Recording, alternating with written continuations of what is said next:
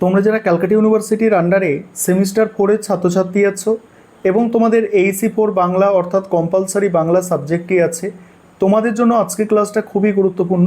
আজকের ক্লাসে তোমাদের রবীন্দ্রনাথ ঠাকুরের একটি কবিতা তোমার ন্যায়ের দণ্ড, তোমাদের সিলেবাসে অন্তর্ভুক্ত এই কবিতার বিষয়বস্তু এবং গুরুত্বপূর্ণ 30টি এমসিকিউ প্রশ্নোত্তর নিয়ে আলোচনা করব।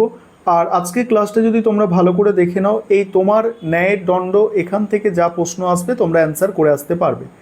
প্রথমে আমি তোমাদের মূল যে কবিতাটি আছে টেক্সটের সেটা স্ক্রল করে যাচ্ছি, যাদের দেখার এটা প্রয়োজন আছে তোমরা দেখে নাও, এবং আমি বিষয় সংক্ষেপ যেটা আছে সেটা আলোচনা করছি। দেখো কি বলা হচ্ছে, দেখো রবীন্দ্রনাথ ঠাকুরের তোমার ন্যায়ের দণ্ড কবিতাটিতে ঈশ্বর বা রাজাধিরাজের দেওয়া ন্যায় বিচারের গুরু দায়িত্ব এবং ন্যায়ের পথে অবিচল থাকার গভীর সংকল্প ব্যক্ত হয়েছে। কবি বলেছেন যে ঈশ্বর তার ন্যায়ের দণ্ড এবং শাসনভার প্রত্যেকের হাতে অর্পণ করেছেন। এটি যেমন এক বিরাট সম্মান, তেমনই এক অতি দুরূহ কাজ।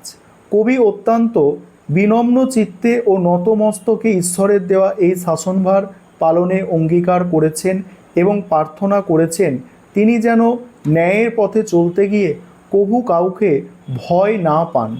তারপরে কি দেখো, সমাজ জীবনে এমন কিছু পরিস্থিতি আসে যেখানে অন্যায়ের প্রতি ক্ষমা প্রদর্শন কেবল ক্ষীণ দুর্বলতা মাত্র। কবি চেয়েছেন সেই সব ক্ষেত্রে ঈশ্বরের আদেশে তিনি যেন প্রয়োজনে রুদ্র ও নিষ্ঠুর হতে পারেন।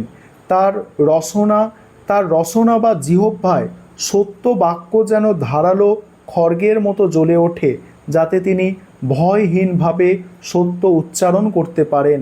ঈশ্বরের প্রতিনিধি হিসাবে তার বিচার আসনে বসে কবি ঈশ্বরের মান ও মর্যাদা রক্ষা করতে চেয়েছেন। কবিতার শেষে কবি এক অমোঘ সত্য উচ্চারণ করেছেন যে ব্যক্তি অন্যায় করে এবং যে ব্যক্তি নীরবে সেই অন্যায় সহ্য করে উভয়ই সমান অপরাধী।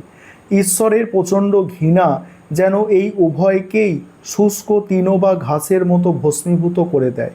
সংক্ষেপে এই কবিতাটি ঐশ্বরিক ন্যায় বিচার, সত্যের প্রতি অবিচল নিষ্ঠা, সাহসিকতা এবং অন্যায়ের বিরুদ্ধে আপোষহীন প্রতিবাদের এক অসামান্য দলিল।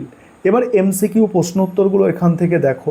প্রথম প্রশ্ন আছে, ন্যায়ের দণ্ডটি আসলে কার? উত্তর হচ্ছে রাজাধিরাজের।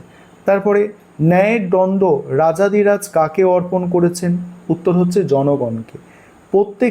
প্রত্যেকের ওপর রাজাধিরাজ কি দিয়েছেন? প্রত্যেকের ওপরে রাজাধিরাজ কি দিয়েছেন? অ্যান্সার হচ্ছে শাসনভার। কবি কি শিরোধার্য করতে চেয়েছেন? কবি শিরোধার্য কি করতে চেয়েছেন?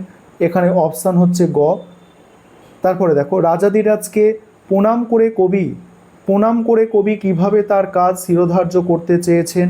এখানে অপশান হচ্ছে ক, বিনয়ের সংকল্প।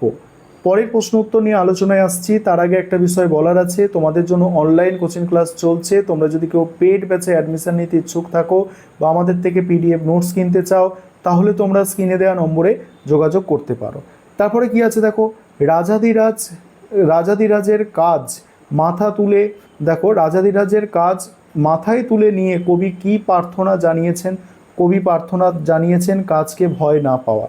কবি কাকে ক্ষীণ দুর্বলতা বলেছেন? কবি কাকে ক্ষীণ দুর্বলতা বলেছেন? ক্ষমাকে। নেক্সট হচ্ছে দেখো, যেখানে ক্ষমা ক্ষীণ দুর্বলতা সেখানে কবি কি প্রার্থনা করেছেন? নিষ্ঠুর হতে প্রার্থনা করেছেন। কবি কোথায় সত্য বাক্য বলতে সংকল্প চেয়েছেন? নিজের জিহ্বায়।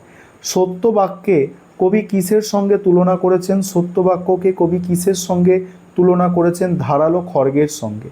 রাজাধিরাজের বিচারাসনে নিজের স্থান করে নিয়ে কবি কি প্রার্থনা করেছেন? কবি কি প্রার্থনা করেছেন?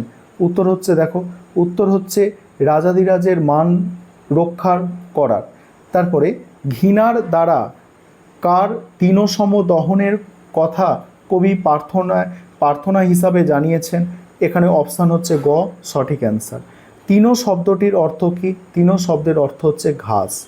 তব তৃণ যেন তারে ড্যাশ দহে তৃণ সম দহে।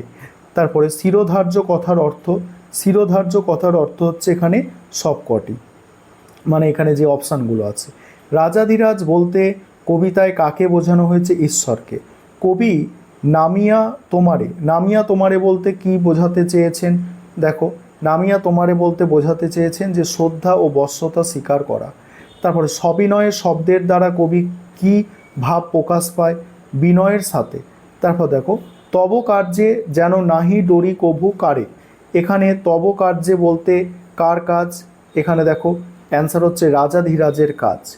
ক্ষীণ শব্দটির বিপরীত অর্থ কি? শক্তিশালী। তারপর কবিতায় কবি কাকে রুদ্র বলে সম্বোধন করেছেন? রাজাধিরাজকে। যেখানে ক্ষমা দুর্বলতা সেখানে কবি কেমন হতে চেয়েছেন? কঠোর হতে চেয়েছেন। তারপরে কি বলা হচ্ছে দেখো, রসনায় মম বলতে কি বুঝিয়েছেন? আমার জিহ্বায়। তারপরে দেখো, সত্যকে কিসের মতো জ্বলে ওঠার কথা বলা হয়েছে? ধারালো খড়গের মতো। কবি কার ইঙ্গিতে চলতে চেয়েছেন? রাজাধিরাজের ইঙ্গিতে।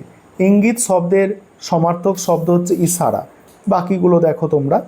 এই হচ্ছে তোমাদের গুরুত্বপূর্ণ 30টি MCQ প্রশ্ন উত্তর।